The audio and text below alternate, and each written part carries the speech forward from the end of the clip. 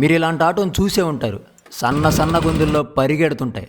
దీని కథ వేరే, అలాగే నాది కూడా. ఎప్పుడు దీని అవుట్లుక్ గురించి పట్టించుకోలేదు. ఒక్కసారి కూడా పెయింట్ చేయలేదు. ఎందుకంటే ఇది నా కోసం ప్రతిరోజు పనిచేసేది, అలుపెరుగని గుర్రంలాగా. 10 ఏళ్ళైనా దీని ఇంజిన్ రీబిల్డ్ చేయాల్సిన అవసరం రాలేదు. నాకు కూడా కొన్నిసార్లు ఆశ్చర్యంగానే అనిపించింది, కానీ ఇవి చాలా స్ట్రాంగ్గా బిల్డ్ చేశారు. ఇప్పుడు చూడటానికి అవుట్లుక్ అస్సలు బాలేదు. పెయింట్ ఫేడ్ అయింది, కొన్ని ప్లేసెస్లో రస్ట్, ఇంకా కొన్ని పార్ట్స్ రీబిల్డ్ చేయాలి. నేను టాప్ ఊడ తీయడంతో మొదలు పెట్టాను, ఎందుకంటే ఇది ఆల్రెడీ చినిగిపోయింది. దీని గురించి లాస్ట్లో ఆలోచిద్దాం. ఊడ తీసిన తర్వాత నాకు అర్థమైంది, దీనికి కొంచెం వెల్డింగ్ పని కూడా ఉంది.